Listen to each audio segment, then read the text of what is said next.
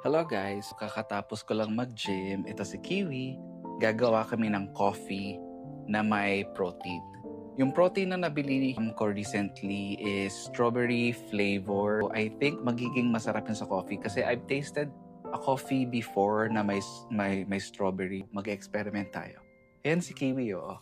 And sa ngayong mini vlog na to, is it okay to get a parrot as a pet?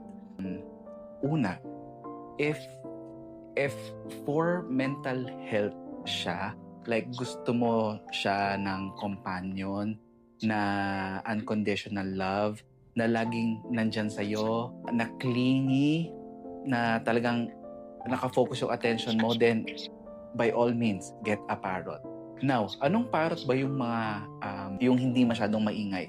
Katulad itong conure na to, itong green cheek conure, sila yung mga type ng parrots na hindi masyadong maingay. Nakikita nyo, naririnig nyo ba yung boses niya? Hindi, no? Siyempre, na-noise cancellation ako. Para lang ganito, ganun lang lagi yung ano nila. Pero pag umiyak sila, kapag naghahanap sila ng attention, medyo malakas yung boses nila.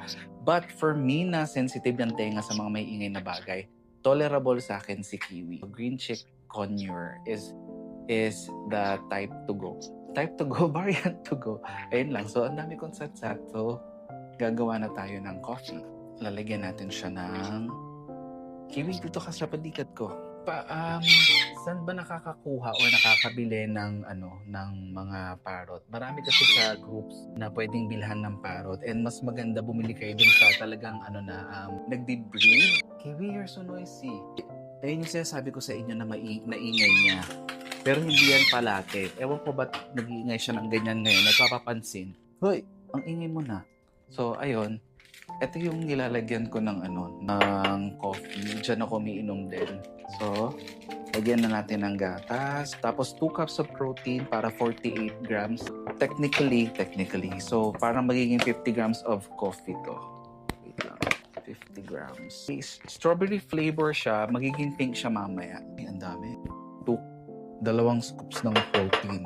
Yan. 2 scoops. Kiwi, you're so noisy. Sira yung seal na pinadala sa amin na protein, kaya ganyan siya. Malikabok. Kiwi, ayan na, yung sasabi ko sa inyo. Hindi siya maingay pero ngayon nag-iingay siya ng ganyan. Di ko alam bakit. Kukulong kita. Sige. Pag nasa inyo naman yan, pagkatabi nyo lagi yung parrot, hindi naman siya nag-iingay. Ganyan lang yung noises niya, pero hindi ko alam bakit. Pinapahiya mo ko. Sabi ko, di ka maingay, bigla ka nag-ingay. Sabi niya, wag, sinungaling yan. Huwag niyo akong bilhin, maingay ako. Parang ganun yung sinasabi niya, di ba? Anyhow, balik